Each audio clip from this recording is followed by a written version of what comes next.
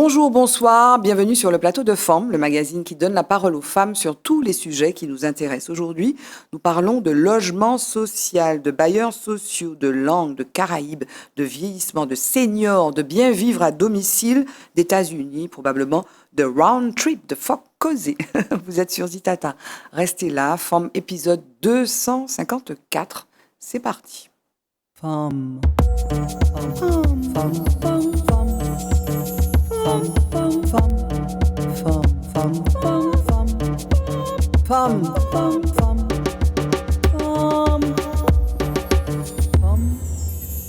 Femmes avec deux femmes aujourd'hui, comme tous les mardis sur le plateau de Femmes sur Zitata. Il y a avec nous Ingrid Charles Félicité Valbon. Comment ça va, Ingrid? Ça va, merci. Ça va? Oui. Un petit peu stressée, mais ça va bien se passer. Tu es en bonne compagnie. Deux pour le prix d'une, j'ai envie de dire, aujourd'hui, parce qu'en face de toi, il y a une pro de la présentation, Madame Clara Dunon. Comment ça va? Bonsoir Barbara et bonsoir à Ingrid, aux téléspectateurs. Ça va. On est Oui. content d'être là. Merci de nous avoir toutes les deux invitées. Qu'est-ce que ça te fait, Clara? Parce qu'on te connaît, tu vas te présenter, mais on te connaît, pour ceux qui regardent Zitata, faut causer. Oui. Qu'est-ce que ça te fait d'être là? Eh ben, écoute, je suis ravie d'être surtout reçue par toi, Barbara, merci. que j'apprécie. Vraiment un honneur pour moi d'être là, Oui. la première fois. Et j'espère pas la dernière, dans le sens inverse. Ah bon, voilà. On sera des sujets. Alors, c'est vrai qu'il y a quelques temps, j'ai reçu Lily. Oui. Lily qui a un parcours d'excellence Merci. et qui va partir aux États-Unis. Bientôt. Voilà, à Howard University. Yes. Et en tout cas, merci d'être là. On va passer un peu moins d'une heure ensemble. Est-ce que vous pouvez vous présenter? Clara, on commence par toi, peut-être. Alors oui, donc avec plaisir, Clara Dunon, je suis maman de 3 filles, dont Lily, effectivement, qui est l'aînée, 2 autres derrière, 2 adolescentes. Quel âge elles ont, les autres? Alors, Tammy juste derrière a 16 ans, Oui. donc 1 an de moins, et notre dernière, notre Benjamin Angie, a 14 ans. D'accord. C'est le petit bébé de la famille, Oui. voilà. Et je suis mariée et enseignante, formatrice, je suis aussi présentatrice, tu l'as dit, de Folk Causé. Je crois que... Tu es entrepreneuse aussi, ou entrepreneur. Absolument, oui. Donc, formatrice dans le milieu des langues, tout ce qui est formation linguistique, anglais, espagnol, etc., dans une école que nous avons fondée, mon époux et moi, il y a, alors pour ne pas dire de bêtises, 16 ans. Oui, Depuis en avril 2010. C'est ça. Et donc, Round Trip, c'est une école qui se trouve à Redoute. On reçoit tous les publics, mais singulièrement les enfants dès l'âge de 3 ans. Et c'est vrai que notre dada, c'est de compléter un peu ce qui se fait déjà à l'Éducation nationale, où j'ai eu l'occasion pendant quelques années d'enseigner. Mais j'ai ouvert cette école dans l'objectif, justement, d'apporter ce complément essentiel important, qui est l'immersion ou la semi-immersion pour l'expression linguistique orale et compréhension. Donc, tout ce qui est compétences orales, on met le focus dessus, les clubs de langue en général. Voilà. Oui, on rigolait avant le générique. C'est vrai que on nous apprend. Enfin, moi, c'est comme ça que j'ai un peu, je perçois un petit peu l'apprentissage académique. On nous apprend pas mal à avoir peur. C'est ça. Et c'est vrai qu'on te dit, oui, il faut connaître les verbes irréguliers. Voilà, to be, I was, been, etc. En revanche, on te fait pas. Tu pratiques pas tellement la langue. Ben Quoi. c'est ça. J'aime à dire que si on parlait l'anglais ou quelle que soit la langue, simplement avec de la grammaire, ça se serait su. Et je pense qu'en Martinique, surtout qu'on baigne dans un bassin caribéen entouré au nord et au sud des anglophones, on parlerait tous anglais si ça suffisait. Oui. Il me semble qu'aujourd'hui, l'Éducation nationale est en train de faire un shift justement vers la compréhension des choses. C'est-à-dire qu'il faut que nos enfants pratiquent concrètement la langue au quotidien, enfin en tout cas à l'école. Parle. Quand je dis pratique, c'est ça. C'est pour moi, c'est la parler, la comprendre, l'exprimer. Et puis aussi une part importante de l'apprentissage d'une langue, c'est l'immersion socio-culturelle. Comprendre la culture. La culture, absolument. Tout ce qui est culturel, tout ce qui est civilisationnel, en fait, l'histoire du pays, la population, le peuple. Et ça, j'en suis assez fière. On met l'emphase dessus, puisqu'on a des enseignants qui sont internationaux. On a des locaux aussi, mais des internationaux, et qui justement apportent aux enfants ce plus qui est essentiel. Et les enfants s'immergent, ils comprennent enfin pourquoi on leur demande d'apprendre une langue étrangère. Moi, je trouve que, je sais pas, moi, j'ai une espèce d'image dans ma tête. La langue, c'est de la musique. C'est ça. Et que tu vois, on rigolait aussi, quand tu veux parler UK, tu vas faire Cockney. Mais tu vois, les Américains, ils ont une façon un peu débonnaire. Donc, il faut que tu sois dans le flow, non?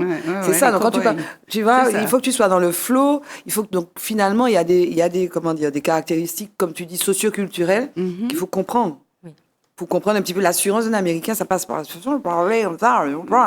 Oui. Alors, c'est toute une histoire, hein, les Américains. Le nouveau monde, aujourd'hui, ils se sont développés sur cet orgueil-là, cette fierté du nouveau monde. Et puis, alors, l'anglais américain et l'anglais UK. des Britanniques, hein, et la différence, c'est nasal et guttural. Donc, beaucoup de personnes préfèrent, parce qu'à l'école, on nous a appris beaucoup, hein, l'anglais british, l'anglais britannique, mais de plus en plus, comme les séjours linguistiques, les séjours se font plus vers les États-Unis aujourd'hui, avec la proximité, les gens voyagent un peu plus vers Miami, vers New York. Puis on connaît Beyoncé, actuellement, on connaît plus les artistes internationaux qui parlent anglais, c'est plus des Américains que des UK. C'est clair. Des Anglais. Voilà. Tu parles anglais, Ingrid? Alors, pas très bien, je l'avoue. Je m'exerce, mais en tout cas, lors de mes voyages, il est sûr que je pourrais me débrouiller. D'accord. Et tu aimes ça? Tu aimes voyager? J'aime voyager. Tu voyages un petit peu? Alors, j'essaye en tout cas le plus souvent que possible de voyager en famille. Et c'est vrai que j'aime beaucoup en tout cas explorer les îles en tout cas anglophones, aller à Miami, la Caraïbe, tout ça. Okay. J'aime beaucoup. Et alors, est-ce que tu peux te présenter Ingrid Charles Félicité Valbon, s'il te plaît? Alors, Ingrid Charles Félicité, épouse Valbon. Je suis donc mariée, maman d'une petite fille. Je suis conseillère sociale à la Société Ozanam et également référente de la politique senior et des projets transverses. Voilà. Donc j'interviens à Ozanam depuis quelques années maintenant et donc j'apporte en tout cas l'aide possible qu'il faut à l'ensemble de nos collègues, à l'ensemble de nos locataires et aussi la création d'un maillage partenarial pour mener à bien nos missions. Sur une question vraiment fondamentale qui intéresse toute la Martinique, la France, l'Europe, mais la Martinique en particulier, qui est celui du vieillissement. On va y venir. Mais toi, tu baignes. Tu disais que tu étais à Ozanam depuis quelque temps. Et tu as commencé par la CIMAR, qui est un autre gros bailleur.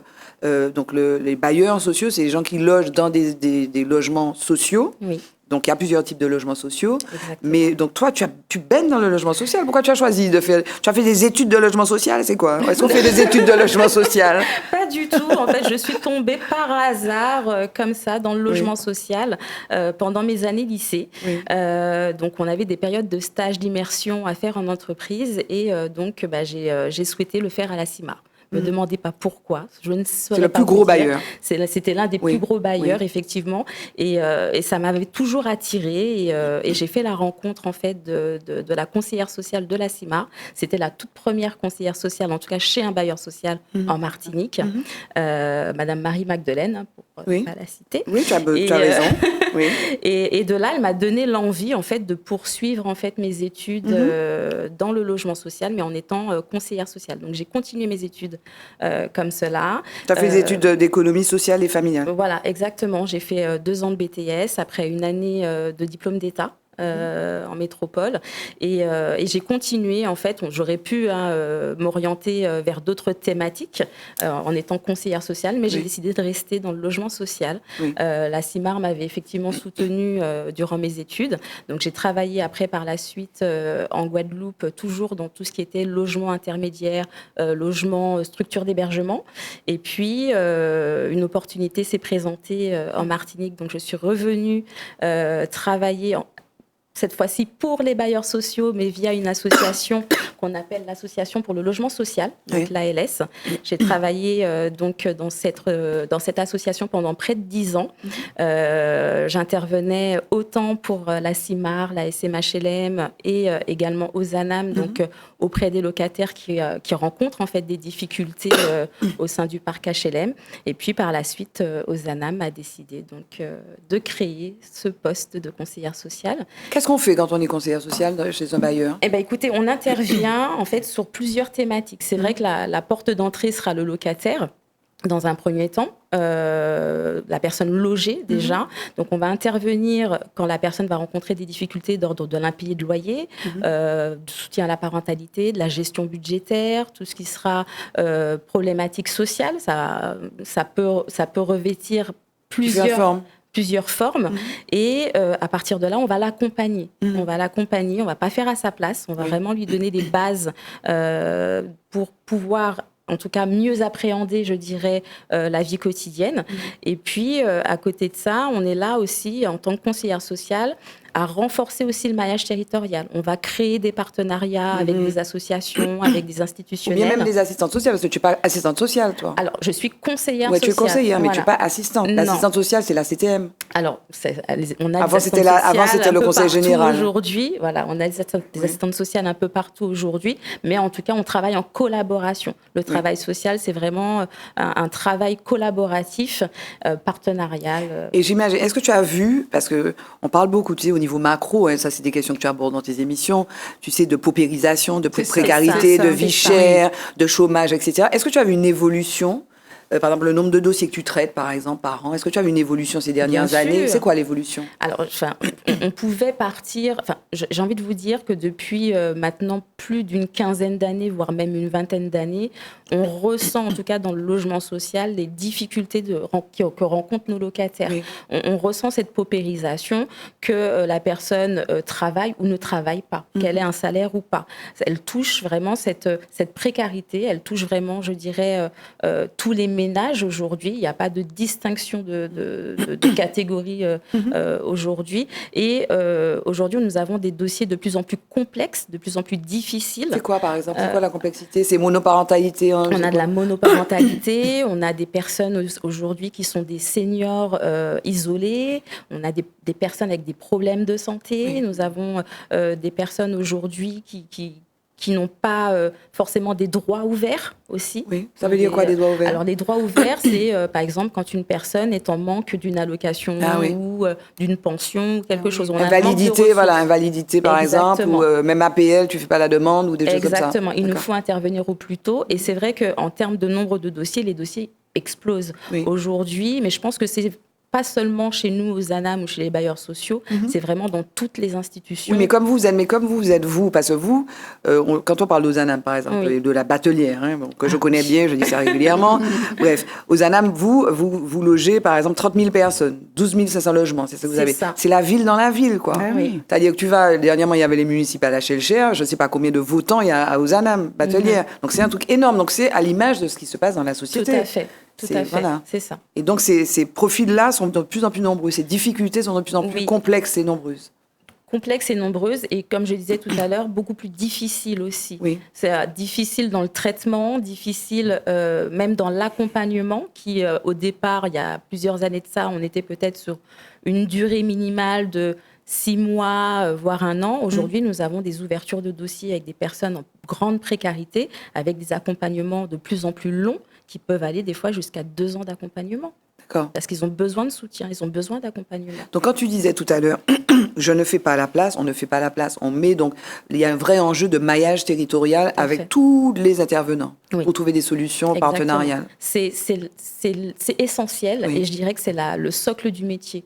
Quand on travaille dans le logement social, on ne travaille pas seul, on travaille en réseau. En partenariat et en réseau. Et le réseau, il est construit d'ores et déjà ou il est encore à construire? Alors, il est construit, mais je dirais que par rapport à l'actualité, par rapport à tout ce qui se crée en continu, elle est toujours à faire. Elle est toujours et à notamment faire. Sur la question du vieillissement, pour avoir assisté au séminaire que vous avez fait sur ce sujet-là, il reste à construire un maillage, un partenariat avec tous les opérateurs pour adresser cette question-là qui nous touche et qui nous touche fort. C'est une question que les bailleurs sociaux aujourd'hui ne peuvent pas répondre seuls. Oui. Alors toi, tu es sur ces questions-là. Tu as déjà traité cette question-là non, pas du tout, mais ça te donne des idées. Je sens Ingrid, elle va te demander ton numéro de téléphone à la fin. Elle va t'inviter. Elle va faire un truc sur le logement social. Alors, deux choses. La première chose qui m'a interpellée dans ton parcours, Ingrid, c'est surtout le mentoring dont tu témoignes avec la dame qui t'a reçue. Madame Marie-Magdeleine. Voilà, je trouve ça vraiment impressionnant. C'est incroyable. Parce qu'elle a créé chez toi une vraie passion et quand on t'entend en parler, on se rend compte qu'effectivement, elle a mis le doigt sur quelque chose d'important et elle a fait naître. Et ça, c'est totalement important, c'est capital. Je vis de ça. C'est qui, toi, ton mentor ou ta mentor? pour aider, pour aimer. Ah, Très bonne question. Round Trip Institute. Peut-être ton mari, je sais pas, mais Round Trip Institute de langue. Alors, d'où vient d'ailleurs ce goût pour les langues et l'anglais en particulier? Tu as fait des études, tu vas peut-être faire un doctorat d'ailleurs. Oui. D'où vient ce goût pour les langues? Alors, le goût pour les langues, je salue aussi le mentor que j'ai eu, qui était Monsieur Calixte, professeur d'anglais en 6e, qui m'a, quand je suis arrivée le premier jour et que j'ai entendu cette langue nouvelle que je ne connaissais pas, à l'époque, il y avait, aujourd'hui, on fait l'anglais très jeune, dès la maternelle, puisqu'il y a l'éducation nationale a ouvert enfin l'opportunité aux plus petits d'entendre les sonorités très tôt, ce qui les habitue. Mais nous, on n'avait pas ça. Donc, quand je suis arrivée en 6e, je me suis dit, waouh! Et j'ai découvert quelque chose. My Taylor is rich. Entre autres. Et depuis lors, le parcours s'est fait. Et c'est vrai que c'est pour ça que ça m'a interpellée. Il faut toujours quelqu'un comme ça. On ne sait pas, nous, adultes, l'importance qu'on peut avoir auprès d'enfants. Je suis désolée, je crois que je fais une petite allergie avec le maquillage, mais c'est pas bien grave. Et donc, c'est ça qui m'interpelle davantage. Et voilà. Alors, pour répondre à la question, Round Trip, alors, le nom? Tu parles du nom? Non, l'ambition de l'école. Alors, l'école est née, comme je disais en introduction, d'un constat. À l'Éducation nationale, on faisait à l'époque encore beaucoup d'écrits. Beaucoup d'écrits focalisés sur l'apprentissage. On nous donne une liste de verbes irréguliers. Et on vous dit, voilà, si tu connais ça par cœur, tu connais l'anglais. Et force était de constater, après plusieurs années, que ça ne fonctionne pas. Une liste de grammaire, le present perfect, l'anglais appris sous la base des temps, la conjugaison, ça ne fonctionne pas. Donc, je me suis dit, pourquoi pas? Pourquoi pas? Alors, mon premier objectif, mon premier public était d'abord les adultes. Et puis ensuite, au fur et à mesure, la demande était telle pour les enfants que je n'ai pas su résister au chant des sirènes. Et donc, j'ai ouvert l'opportunité aux enfants de venir et ça a fonctionné tout de suite.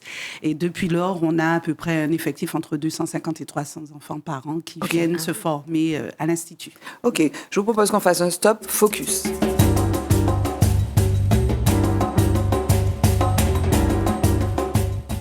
Alors, dans Focus, je veux vous parler de ce dont tous les médias parlent depuis quelque temps. Je pense qu'on ne pouvait pas ne pas en parler.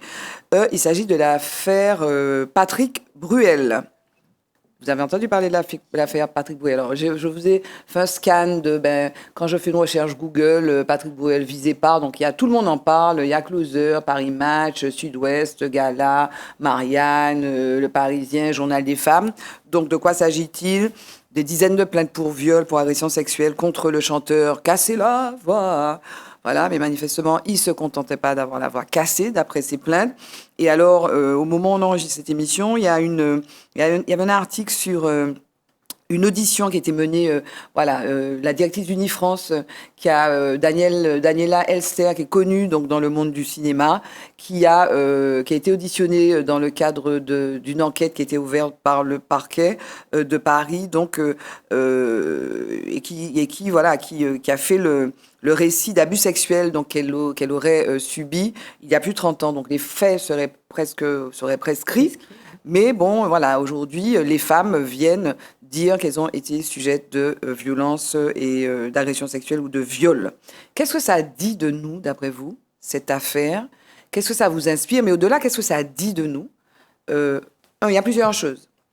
Un artiste connu, notoire. Ce type, fait des générations danser sur « c'est là, on s'était dit rendez-vous ». Je ne sais plus si c'était dans 10 ans ou 20 ans, d'ailleurs, si je chantais.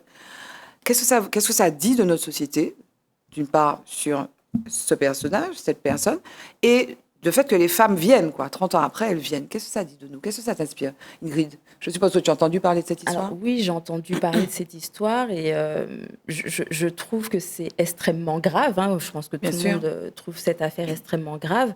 Maintenant, moi, ce que je retiens, c'est le délai. C'est le délai de prendre sur soi et de pouvoir en parler à cœur ouvert et en public. Oui. Et ça, c'est très, très... ça doit être très, très dur, en tout cas, pour ces victimes, qu'il aurait fallu autant de temps pour dévoiler les faits. Et ça montre aujourd'hui que les années précédentes, on ne pouvait pas...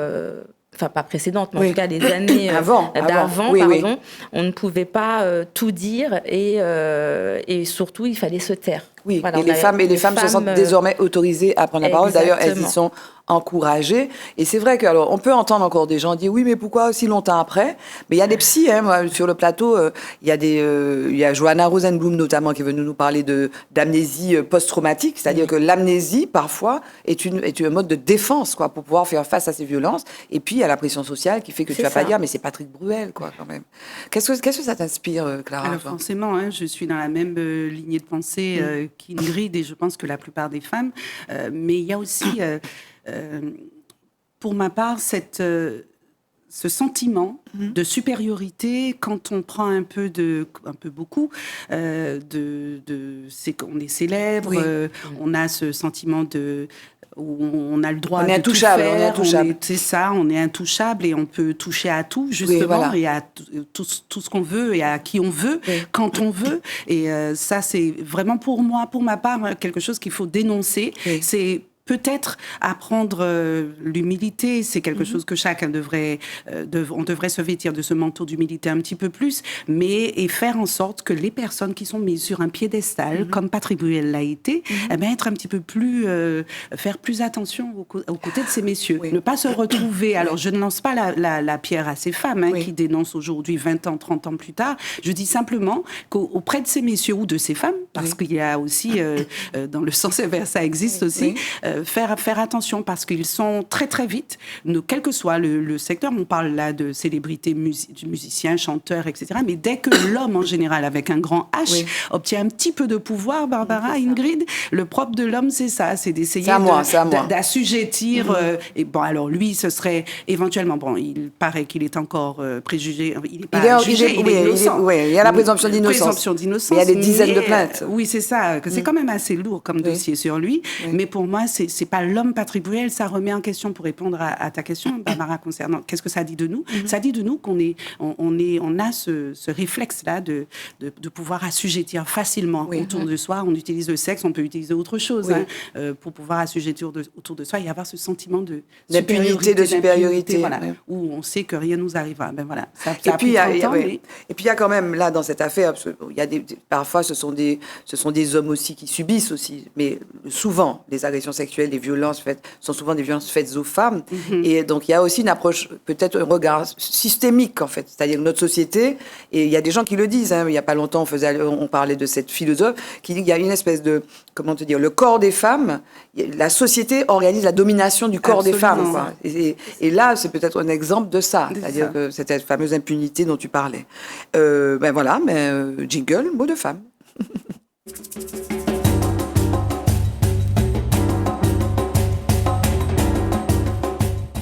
Je suis avec Clara Dunon, que les téléspectatrices et téléspectateurs de Zitata connaissent bien parce qu'elle anime Faut causer. Et puis il y a avec nous aussi Ingrid Charles-Félicité Valbon, qui est conseillère sociale, projet transverse de la Société Ozanam. On a parlé du profil des résidents, des nombreux résidents de ce bailleur, parmi les bailleurs sociaux de la Martinique et Ozanam, et de cette évolution du profil qui est liée à l'évolution de la société. On va parler tout à l'heure plus spécifiquement du vieillissement, qui est une vraie question et problématique, et puis surtout que toi, tu es la référente senior avec des besoins et des réponses à ces besoins spécifiques.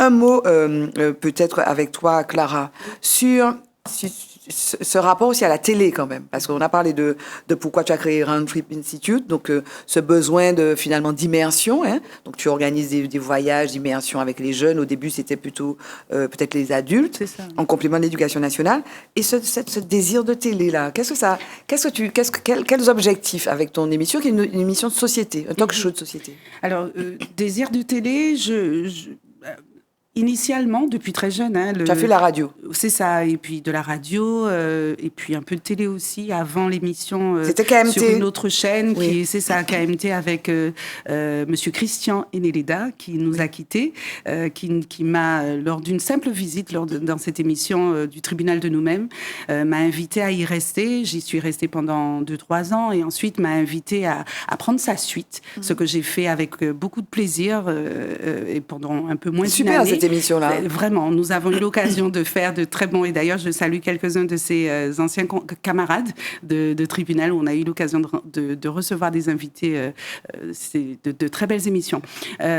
Et puis, tout naturellement, suite à la fin de cette émission, en tout cas de ma participation à cette émission, j'ai contacté Monsieur Max Monrose, donc qui est le patron de Zitata. Le patron de Zitata, et à ses côtés Flore, Phileas, donc, qui m'ont reçu, et je leur ai proposé ce sujet, Focusé, cette émission, durant laquelle l'idée était de rassembler des personnes lambda qui donneraient leur avis sur des sujets de société. Oui. Alors, l'idée aussi était de, pourquoi pas, entendre un peu tous les sons de cloche, parce qu'on a souvent à la télé j'ai envie de dire, c'est une bonne chose, mais aussi on le déplore quand on est de l'autre côté de l'écran. Toujours les mêmes personnes qu'on entend, toujours un même son de cloche, justement. Et pourquoi ne pas entendre Monsieur Tout-le-Monde ou Madame Tout-le-Monde qui est dans la rue, et faire débat autour de sujets un peu tabous, dont on ne parle pas tant que ça, en télé en tout cas. Ils ont accepté, et ça, depuis lors, je crois, ça fait 2 ans maintenant. Ça fonctionne bien. Ça marche très bien. Elle a des comment dire, des hits, hein, par exemple, la question de l'identité. La question de l'amour aussi. Oui, c'est universel. Donc on a fait, je crois, à 2 reprises le million de vues au niveau du teaser sur la page d'Instagram, on peut le voir. Et c'est vrai que ça plaît. Oui, c'était l'amour. C'était l'amour, c'est ça. Et puis la question de l'identité aussi, quand on pose des questions sur l'identité antillaise, caribéenne, qui nous sommes, chercher un peu nos racines, ce genre de choses. Et d'ailleurs, on est en plein dedans là avec ça fait plus de 80 émissions. Oui, plus de 80 émissions. Mais il y a quelqu'un qui me souffle, voilà, qui me souffle à l'oreille, voilà. Donc je t'apporte l'info, c'est mon rôle. Merci Barbara et merci au souffleur. Merci au souffleur, Johan. Oui. Mais c'est vrai que ça fait 2 ans et c'est un réel plaisir de recevoir les personnes qui viennent. Est-ce que tu découvres des choses? Absolument. Nul ne maîtrise le savoir entièrement. Donc à chaque émission, on découvre des choses, on découvre des personnes, on découvre des projets, on découvre des personnalités. Et c'est toujours un plaisir encore une fois, de recevoir et surtout d'entendre après que l'émission passe à la télé, dans les coins de rue, à la Galeria ou ailleurs, je ne sais pas si je peux dire, tu peux dire, la pub. Oui, on rencontre des personnes, vous savez, ce sera ton cas, Ingrid. Je t'ai vu à la télé. Tu passes une fois à la télé, on te reconnaît. Oui, non, ça imprime. C'est ça. Et les gens sont contents. Ils disent, la prochaine fois, il faudra dire ça, il faudra parler de ça. Mais c'était bien. Et d'ailleurs, la petite dame là, Barbara Jean, il faut lui dire que je l'aime beaucoup. Alors je profite. Merci. Super, merci. Voilà. Okay. En tout cas, donc je ne sais pas si tu as déjà parlé du vieillissement, non? Non. Ok. Donc on y vient là, vieillissement, Madame Senior là, de Zanam, référente. Si. J'ai fait une émission il y a plus d'1 an, je crois, parmi les toutes premières émissions. Oui. Sur ça. Mais là, donc c'est vieillissement et logement social. Donc référent senior, ça c'est quoi? Alors, je suis référente politique senior, c'est-à-dire que depuis quelques années, donc Ozanam a souhaité mettre en place une politique, je dirais, proactive en fait sur ce sujet du vieillissement, puisque le vieillissement aujourd'hui se reflète également au sein de notre parc HLM, forcément, au vu du nombre d'occupants que nous avons aujourd'hui. Et en fait, le rôle de la référente politique senior, c'est de mettre en place en fait des process pour, autant en interne qu'en externe, pour pouvoir au mieux aider en tout cas nos locataires à bien vieillir, dans l'accompagnement, dans le logement, etc.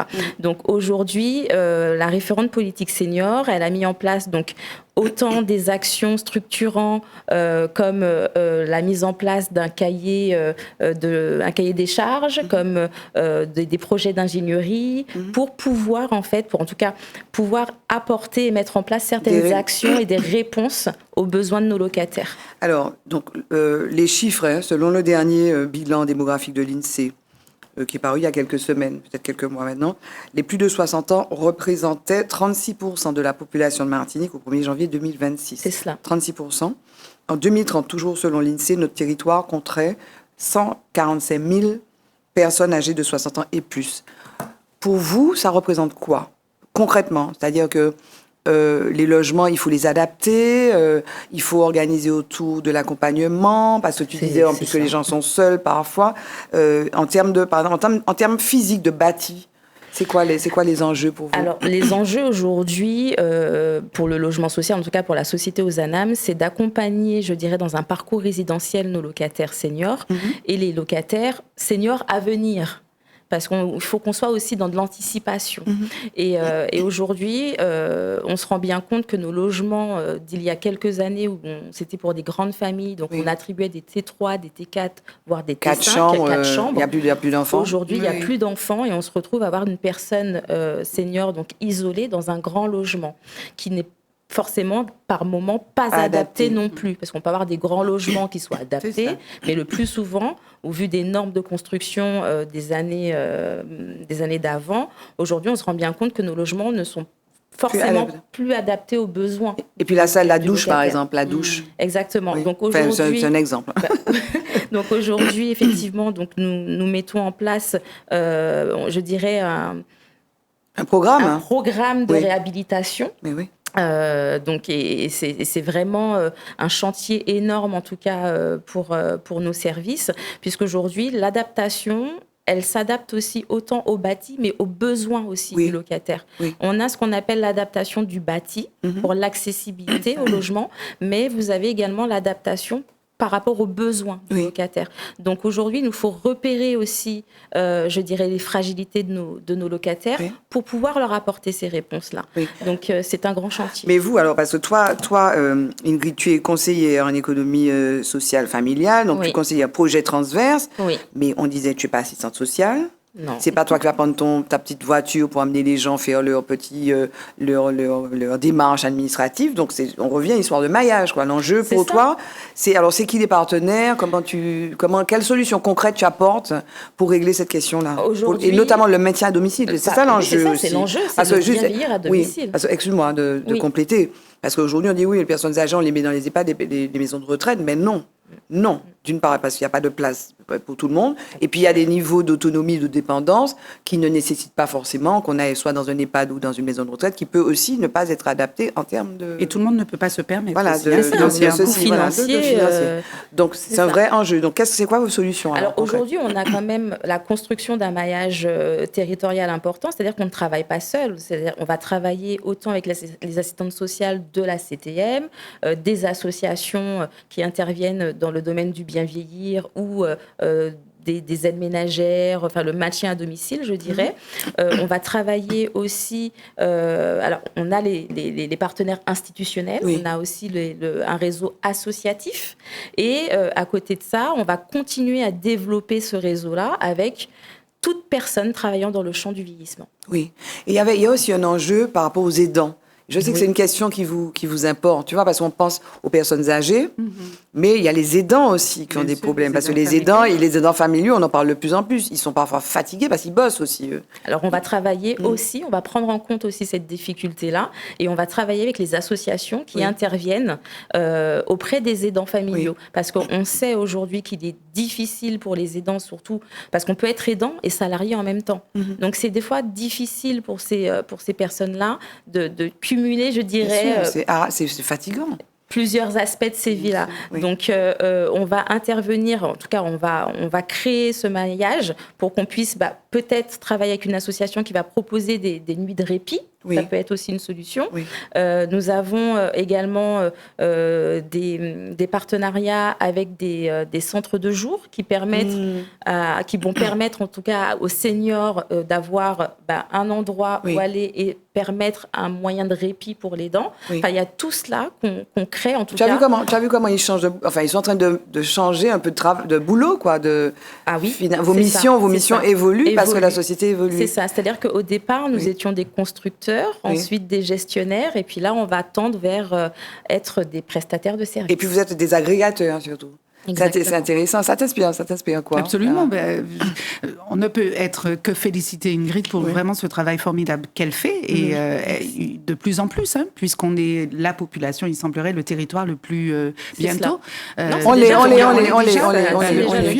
Ça y est. Oui. Mais on le dit, tu vois, moi, ce que je trouve intéressant quand j'entends Ingrid, parce qu'on répète ça depuis longtemps, on sait ça, mais bon, la France vieillit, et le Japon aussi vieillit beaucoup, il y a plein de pays qui vieillissent. Donc c'est un phénomène mondial. Les seuls endroits où on vieillit pas, c'est en Afrique, notamment. Mais ici, on vieillit, donc on le dit. Après avoir dit ça 100 millions de fois, on fait, et donc il y a des opportunités aussi.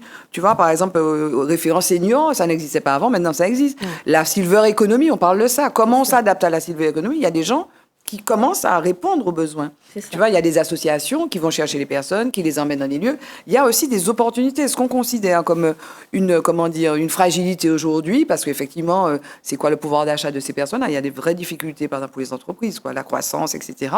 Mais il y a quand même des opportunités, c'est ça aussi. Je pense qu'aujourd'hui, en fait, ça se voit davantage le vieillissement. On sent effectivement cet aspect-là sur le territoire martiniquais, parce que nous avons aussi l'exode des jeunes, qui fait que on remarque davantage notre population vieillissante. Oui. Mais ça date pas d'aujourd'hui. Oui, mais dans ces proportions-là, effectivement, c'est-à-dire que la prégnance, enfin l'importance, 36% de population au 1er janvier 2026 de plus de 60 ans. Moi, je me rappelle quand j'étais jeune, on disait que la pyramide des âges, c'était comme ça, quoi. Aujourd'hui, c'est plutôt tout, et puis ça commence à gonfler. Après les 50 ans, ça gonfle. C'est ça aussi. Donc, il y a des implications. En tout cas, vous ne restez pas bras croisés. Et alors, comme on parle de vieillissement, tout le monde vieillit. Toi, tu as des projets pour après. Il y a Lily qui part. Lily part, donc là, elle va partir aux États-Unis. Il y a les deux, la dernière à 14 ans. Toi, tu vas pas rester inactive dans les prochaines années. Tu as décidé de renouer avec tes premiers amours de recherche. Tu vas faire la recherche? Oui, mon objectif, c'est ça, c'est de reprendre les études. Et puis, j'en profite aussi, Barbara, du micro que tu me tends, pour inviter aussi toutes les femmes, toutes celles qui ont envie de le faire, pourquoi pas? Parce que c'est ça, en fait, on se retrouve, les Anglais disent les empty nesters, le nid est vide quand tout le monde s'en va, on sait pas quoi faire. Quand je parle de tout le monde, je parle des enfants. Quand les enfants vont faire des études, quand on se retrouve seul à la maison après avoir tellement donné de notre personne à nos enfants, on se dit, tiens, je vais faire quoi après? J'ai un peu commencé déjà à réfléchir à la question, effectivement. Et je me dis, pourquoi pas? Je me suis arrêtée au master à l'université et j'ai envie, effectivement, de... Tu as fait un doctorat? Un doctorat, oui. Faire de la recherche, tu sais, dans tout ce qui est la civilisation. Alors, j'ai des petites idées, mais rien de précis. Civilisation anglophone? Absolument. C'est mon truc. C'est ton dada. Mais alors, pourquoi cette passion, quand même? Tu nous as parlé de Monsieur Calixte. Oui. Néanmoins, pourquoi cette passion pour ces civilisations anglophones, notamment? Tu préfères quoi, UK ou bien USA? Forcément, pour avoir vécu un peu aux États-Unis, mon cœur penche un peu plus vers cette partie du globe. Mais pourquoi? Tu as enseigné à Earlham College. Oui. Alors, ce qui vraiment m'intéresse davantage, c'est la transmission de savoir. C'est ça que j'aime, ma vraie passion. Au-delà de la langue en elle-même, au-delà de la culture, de l'histoire, que ce soit britannique, que j'aime beaucoup aussi, l'histoire des États-Unis, c'est singulièrement la transmission de savoir. C'est savoir tu aimes transmettre. Absolument, c'est ça. Mais pourquoi tu t'intéresses tu aurais pu vouloir transmettre des choses sur la civilisation japonaise, par exemple. Pourquoi tu t'intéresses à cette civilisation américaine? Le lien est fait avec Monsieur Calixte. C'est juste ça. C'est juste ça, tout simplement. Et c'est pourquoi, encore une fois, le côté mentor et coaching, mentorship, pour moi, c'est capital parce que je l'ai vécu, l'impact d'un adulte et comment ça peut transformer une vie et faire tracer une destinée. La mienne s'est tournée vers, ça aurait pu être le Japon, effectivement, mais ça se trouve que c'est... mais tu en as adéquation avec les valeurs, par exemple? Tu en as adéquation parce que moi, tu vois, quand on me dit États-Unis, quand on te dit États-Unis, tu penses à quoi? 3 mots pour dire États-Unis. Je te dis États-Unis, tu penses à quoi ou à qui? Je pense à Miami, je pense à New York, enfin surtout des grandes villes, je dirais. Et puis Trump. Hein. Moi, je pense à Western.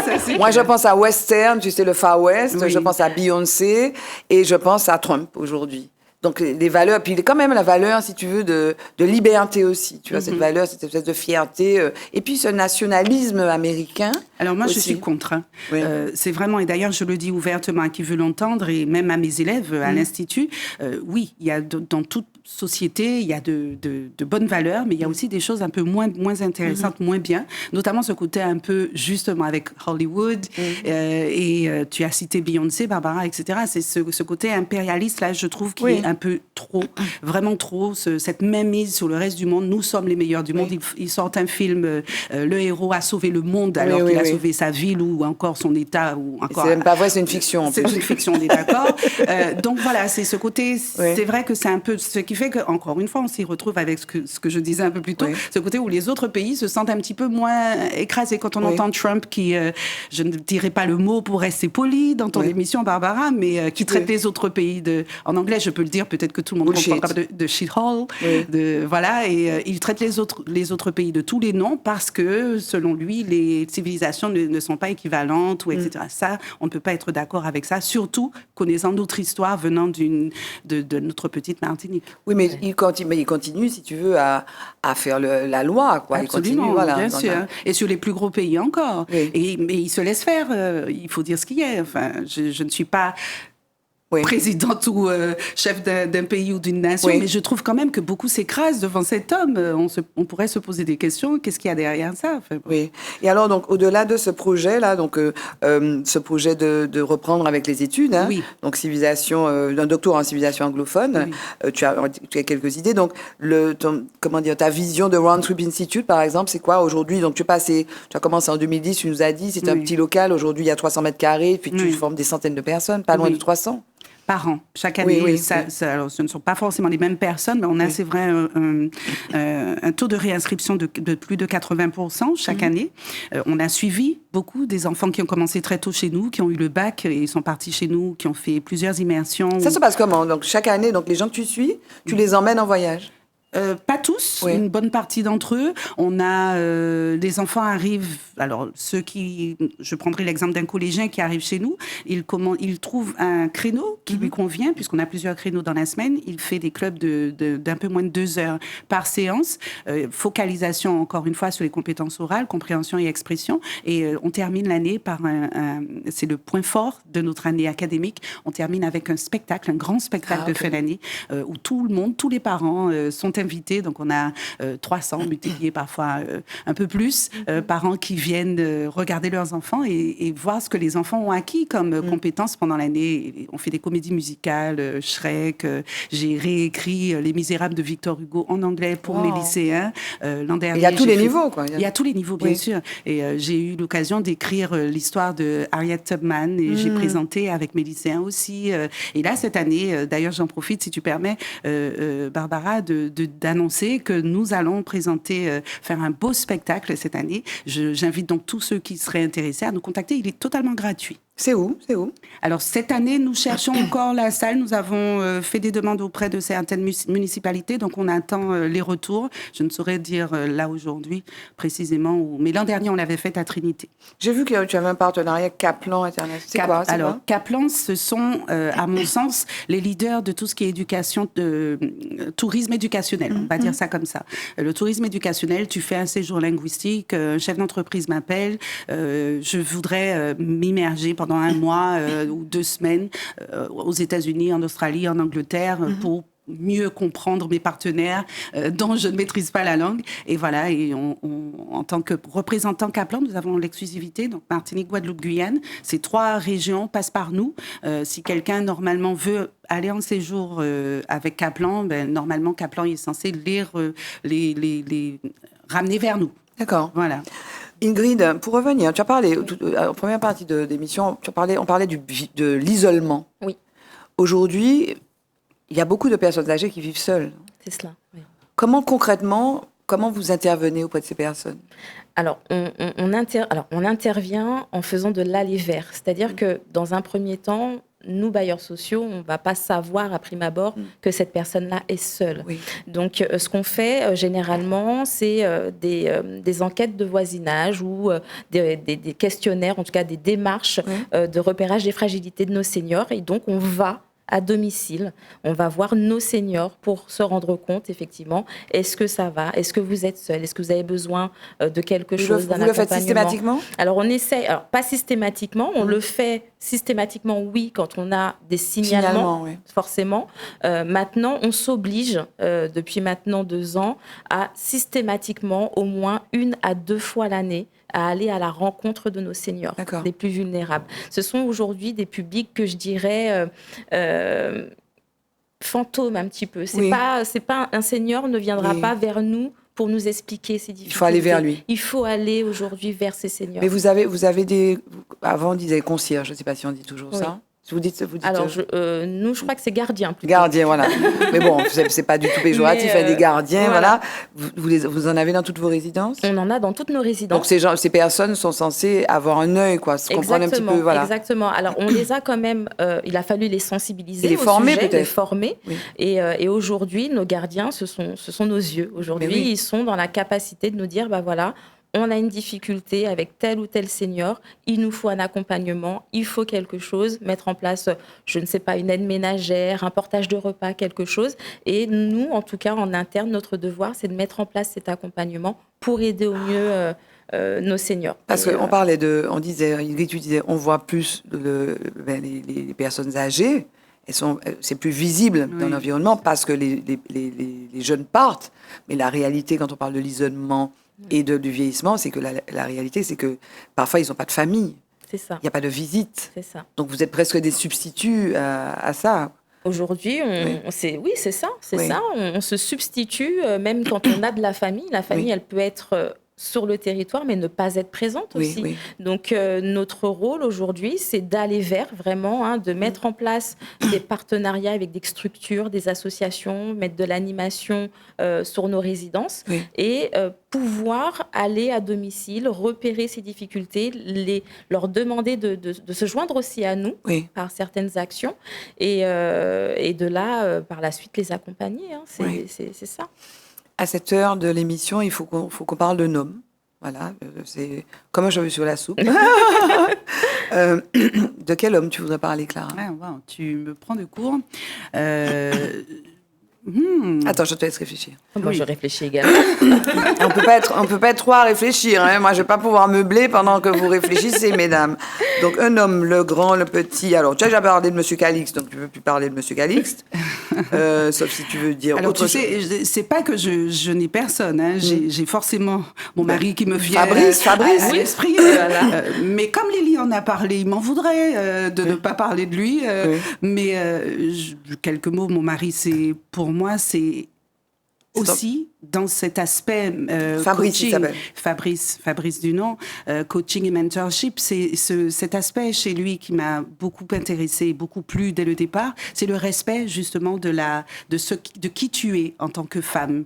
Et ça, je profite pour aussi lancer ce petit message. Je dis souvent à mes filles, quand vous serez en âge de choisir le mari qu'il vous faut, faites bien attention à comment il traite sa maman, comment il traite ses sœurs. C'est très important parce que c'est un signal important du respect et de la considération qu'il a pour la femme. Et ça, je l'ai vu très tôt chez lui. Oui. Et ça m'a forcément inspirée. Et il m'a toujours dit, je t'ai Ça t'a épousée. séduite. Ça m'a séduite. Ça m'a séduite. Très bien. Et j'en suis 25 ans plus tard, j'en suis ravie. Mais bon, il y a plusieurs hommes Oui. qui pourraient aussi faire le sujet de mon respect. Mais bon. Oui. Mais alors, On a j'ai pas le reçu temps. Lily, tu l'as dit il y a quelques Oui. temps. C'est quoi les valeurs essentielles que... Tu as trois filles. Quelles les valeurs essentielles que vous leur avez transmises? Alors, la première, elle l'a dit elle-même, c'est la foi. C'est la première valeur, c'est-à-dire que savoir qu'on n'est pas arrivé, c'est notre croyance, notre famille est vraiment basée sur ça. On n'est pas arrivé par le fruit d'un hasard sur cette terre. Papa et maman se sont mis ensemble parce qu'il y a eu une volonté divine derrière. Et vous êtes là parce qu'il y a une volonté divine. Et de fait, vous devez... c'est important, traiter chacun, les autres autour de vous, comme étant vos égaux. Et d'ailleurs, avec beaucoup d'amour, beaucoup de respect. Donc souvent, très jeunes, je leur disais, la famille est sacrée. Et autour de soi, il faut aimer. Quand on a fini d'aimer, il faut aimer encore. Et l'amour, pour moi, c'est le deuxième après la foi. Quoique, ça pourrait faire un seul et même mot, foi et amour, puisqu'ils ont la même racine. D'accord. C'est très Mais la beau. foi, donc la foi, c'est lié à la religion. Ah oui, la foi D'accord. en Christ, en Jésus-Christ, en D'accord. Dieu, c'est Ok. notre foi et notre famille est vraiment basée dessus. Tout ce que Ok. nous faisons, les choix, les décisions à l'avenir. Et elle parle, Lily, d'ailleurs, aux États-Unis, comme tu l'as dit, Barbara, à Howard Howard, University. Et c'est vrai que l'éloignement va nous causer, on va plus la voir, mais on est rassuré d'une chose, c'est qu'elle a ses valeurs, on lui a transmis ce qu'il fallait. Maintenant, c'est à elle de jouer. C'est up to her just to That's apply. up to her to decide what she does with it. OK. L'homme, tu as eu le temps de réfléchir, Ingrid? Alors oui. Ah oui. Alors, Et l'homme. c'était très inspirant. Moi, j'en ai deux. Personnellement, du côté personnel, je dirais mon mari, tout comme toi, où c'est vraiment mon pilier. Et c'est Comment il vraiment, s'appelle ? Il s'appelle Murphy. Ton Fabrice à toi s'appelle Murphy. Voilà. C'est très américain, Murphy. Il s'appelle Murphy, voilà. Il s'appelle Murphy et c'est quelqu'un qui m'a toujours soutenue dans tout ce que je faisais.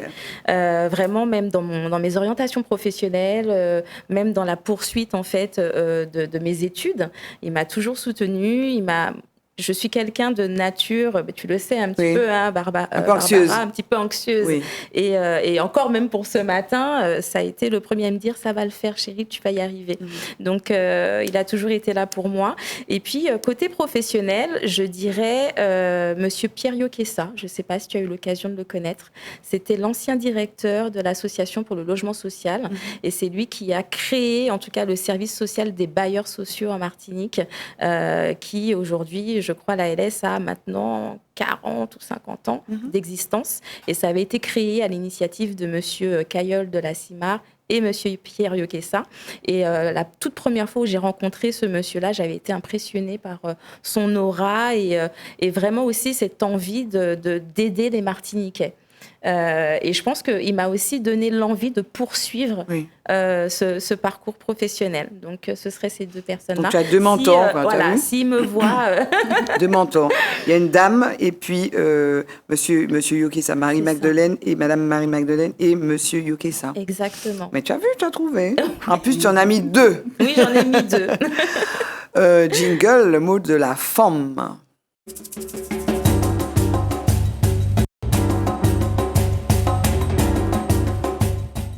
Le mot de la femme, il nous reste 2 minutes à peu près pour dire tout ce qu'on n'a pas eu le temps de dire, qu'on voudrait dire. 2 minutes, c'est beaucoup, hein. Le mot de la femme, ce serait quoi, Ingrid ? Qu'est-ce que tu voudrais rajouter sur tous les sujets qu'on a abordés ou d'autres ? Qu'est-ce que tu voudrais dire pour conclure ? Il y a encore beaucoup de choses à faire, en tout cas sur la thématique du vieillissement. Je suis persuadée qu'on peut apporter des solutions, en tout cas à la population. Simplement qu'il faut qu'on s'y mette tous et qu'on soit tous ensemble, en tout cas, pour apporter au mieux des solutions concrètes et surtout penser aux besoins de nos locataires et des seniors en général sur le territoire. Merci beaucoup, Ingrid. Clara, qu'est-ce que tu voudrais dire ? Le mot de la femme, ce serait quoi ? Alors, écoute, comme ça m'est venu, on parle d'actualité avec Patrick Bruel, et puis j'ai pensé aussi à l'abrogation du Code noir. Oui.